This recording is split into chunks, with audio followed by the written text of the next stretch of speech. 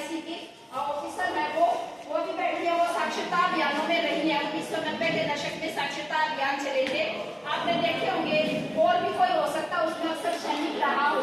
मैं भी बिल्कुल छोटी सी थी तो मैं भी अक्सर सैनिक थी। उसके अंदर 7वीं 8वीं क्लास में थी मैं, तो मैंने इसमें काम किया हुआ साक्षरता अभियान में।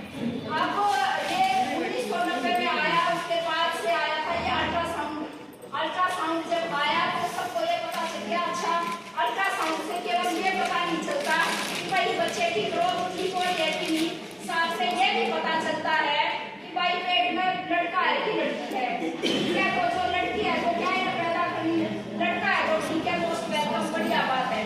तो यहाँ से हमारा जो सेक्स रेशियो था जो पहले से भी कम था, कि ऐसा थोड़ा है कि पहले तो आदमी होती थी महिलाओं के साथ लड़कियों के साथ, पहले भी बहुत ज्यादा दुबारा नहीं था। लेकिन एक जन्म देने के बाद देख रेख की कमी करके उसको दूध ना पिला के या उसको जो है जिंदा मार के तो उसमें लगता था कि हत्या कर रहे हैं।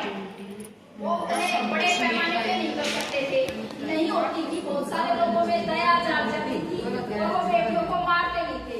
मायूस को तभी भी होते थे और वो निराश भी होते, उदास भी होते, और मतलब नाम भी ऐसे ऐसे लगते थे ना कि भाई मनपरी, अपना बदेरी, ना अंचाई, काफी, ये नए नए हो गए ऐसे नाम जो पहले क्या करते ना बदेरी। अब बदेरी को अंग्रेजी में कर दिया इनफ, काफी।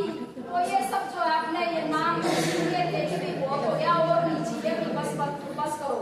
तो अब ये मसला जो है उठा रहा है। 1990 के दशक से जब 2001 की जनगणना हुई थी ना, हरियाणा का डाटा, 861 लड़कियां ही थी 1000 बच्चों पे, यानी कि कई लाख लड़कियां हर साल अपनी आबादी से गायब हो जाती है। पैदा होना होता है, जन्म लेना है, लेकिन जन्म लेने के बाद भी उनके वो हमारी जन्म नहीं ले पाती, उससे पहले गायब कर दी जाती है आबादी से। और उसका कुछ जिले तो ऐसे थे, रोहतक भी उन्हीं जिलों के अंदर शामिल है, और रोहतक के कई सारे गांव जिसमें भाली गांव का भी नाम था, जहाँ पे बहुत ही सेक्स रेशियो डाउन था और 1000 लड़कों पे ये बहुत जरूरी है।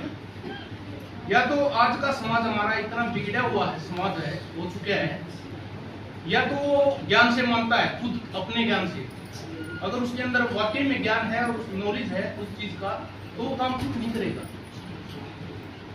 और मेरे अंदर ज्ञान है तो मैं आपको भी रोकूंगा। दूसरी बात, अगर नहीं है तो फिर स्टिकनेस, अगर स्टिकनेस नहीं होगी तो ये काम नहीं रुकेगा। तो मेरी सबसे आपसे यही प्रार्थना, आप आशा वर्कर हैं हमारे विभाग की, अच्छा कार्य कर रहे हैं सभी, और काफी आपके एक्टिव होने से इस लिंग अनुपात में अब कमी भी आई है। हमारा लिंग अनुपात अब जिले का 892 हो चुका है 97, जो पहले बहुत कम था। तो इससे उम्मीद है हमें। लेकिन मैं एक चीज कहना चाहूंगा, आज जो संख्या होनी चाहिए थी, मैं सोच के आया था, हमारे डिस्ट्रिक्ट में 750 आशा है, यहाँ पे 35 आशा बैठी है। तो किस तरह के आप खुद ही मोटिवेट नहीं हो इस चीज के लिए, खुद मोटिवेट हो, अपने सहेलियों को मोटिवेट करो कि हम इस समस्या का समाधान कैसे कर सकते हैं।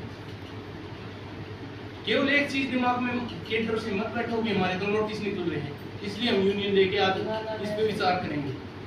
वो एक सामाजिक समस्या है, वो तो और वो विभागीय काम है जो नोटिस निकलना है, वो हमारे भी निकलते हैं, डॉक्टर के भी निकलते हैं, SMO को डिस्चार्ज को चार्जशीट भी किया जाता है। हमारे डिस्ट्रिक्ट में ऐसा तो नहीं हुआ है, कोई एनएम सस्पेंड होना, कोई ऐसा मतलब हटाना, कोई SMO हटाना, कोई MO हटाना, कार्रवाई होती है तो वो सबके ऊपर होती है, ठीक है।